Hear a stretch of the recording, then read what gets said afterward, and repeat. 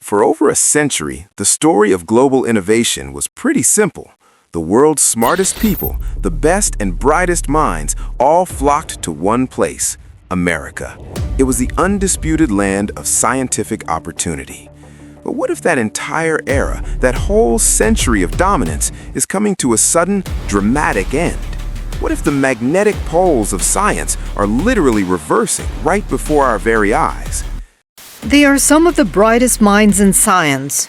Wang Zhonglin is a physicist who invented nanogenerators, which help harvest energy from the environment to provide electricity.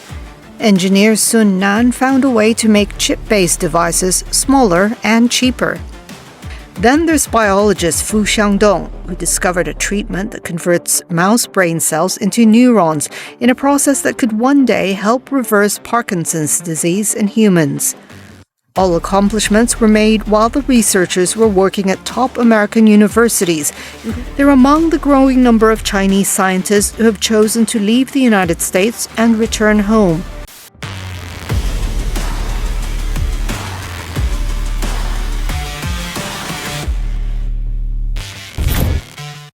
Now, take a look at this quote. This wasn't said 100 years ago. This was said just recently by Xu Jinping, a top-tier semiconductor engineer. He said this right after he left an OpenAI-funded startup in California to take a job at a university in Shanghai. Freedom. That's the one thing that used to draw talent to the US. So the question is, what on earth changed? Why are brilliant scientists now leaving the West to find freedom in China? That's the mystery we are going to unravel today. And let's be clear, Xu Jinping's story is not a one-off. It's actually the leading edge of what people are now calling a great scientific exodus. It's a fundamental realignment of global talent that could very well define the rest of the century. What's really wild here is the sheer caliber of the people we're talking about. These aren't just everyday researchers. These are the absolute titans of their fields. You've got Xingtong Yao, a Fields medalist from Harvard. That's basically the Nobel Prize of math. You have Wang Zhonglin from Georgia Tech, who's known as the father of nanogenerators. We're talking about leaders in AI, biomedicine, computer vision, and they are all leaving tenured positions at the best Western institutions. And these big names, they're really just the tip of the iceberg. The actual scale of this migration is pretty staggering. In 2021 alone, more than 2,600 Chinese scientists of Chinese descent packed up and left the United States. But honestly, that raw number doesn't even tell the full story. The real alarm bell is the speed at which this is all happening. This chart right here really puts it all into focus. So get this, of all the Chinese scientists who went home from the US over a 21-year period, nearly half of them did it in just the last 4 years. This isn't some gradual shift, you guys. This is an exponential curve. It makes you ask the biggest question of all. Why is this happening right now? Okay, so to really get our heads around this, we have to look at two powerful forces that are working together. You've got push factors that are driving researchers away from the US, and at the same time, you've got these incredibly strong pull factors drawing them toward China. It's the perfect storm for a global talent migration. On one side, you've got the push from the West, things like shrinking research budgets, tougher immigration policies, and this growing feeling of just not being welcome. And then, on the other side, you have the pull from China. Absolutely massive financial packages, brand new state-of-the-art labs, and this promise of stable funding where science is treated like a top national priority. But there's one push factor that really stands out from all the rest, and that would be the China Initiative. It was launched back in 2018 to fight economic espionage, but its effect on the scientific community was, well, it was profound. Even though most of the cases against academics were eventually dropped because there wasn't enough evidence, the program created what scientists themselves have called a chilling effect, this pervasive atmosphere of fear, suspicion, and just total career uncertainty for any scientist of Chinese origin. The numbers from this PNAS survey they're just mind-blowing. I mean, just look at this. 72% of Chinese American scientists said they no longer feel safe doing their research in the US. 61% are actively thinking about leaving the country, and nearly half are now avoiding applying for federal grants in the US because they're terrified that any collaboration, any tiny mistake on a form, could trigger a life-destroying investigation. This isn't just a policy, it's a hostile environment. All right, now let's flip the coin and look at the other side of this. China isn't just sitting back and passively benefiting from this brain drain. Oh no. It has a calculated, long-term master plan to weaponize it, to engineer a brain gain and achieve its own technological goals. And this strategy has been evolving for more than a decade. It all started back in 2008 with the very public 1,000 Talents Plan. But after it started getting a lot of international heat, the program didn't just go away, it went underground.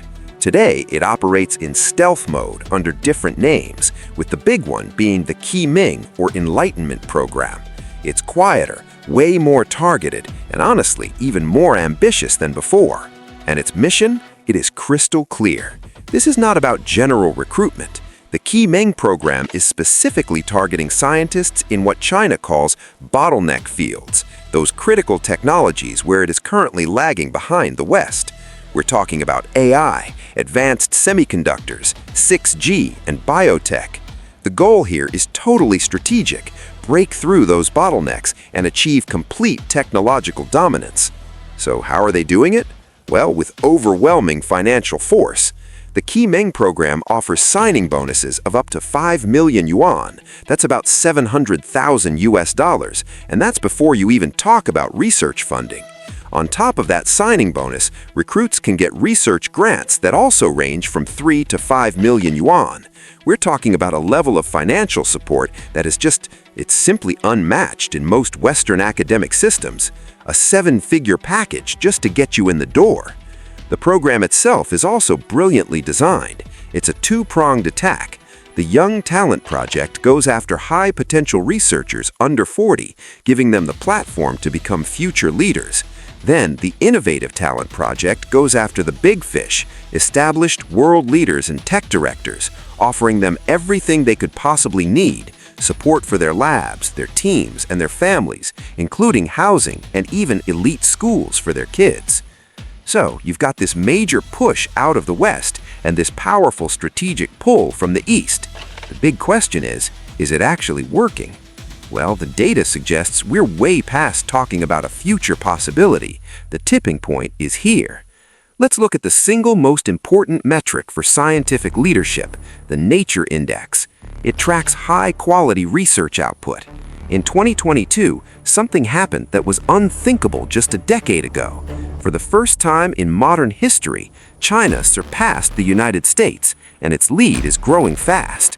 By 2024, China's output of top-tier science was over 45% higher than America's. And if we drill down into one of those bottleneck fields, say biotech, this table basically shows a complete power shift. China now runs more clinical trials each year. Its drug approval timeline is twice as fast. It completely dominates the manufacturing of active pharmaceutical ingredients. And get this, a third of all new compounds in US pharma pipelines now actually originate in China. So, what does this all lead to? Well, a pretty stunning projection. Researchers who are analyzing these trends believe the moment of full reversal, the moment when China reaches overall scientific parity with the United States, is no longer decades away. It's expected to happen by 2027 or 2028. That's just a few years from now. You see, this isn't just about competition anymore. This great migration is forging a brand new global scientific order, and it's going to have profound implications for technology, economics, and geopolitics for decades to come. Now, to be fair, China's path to unchallenged supremacy isn't a sure thing.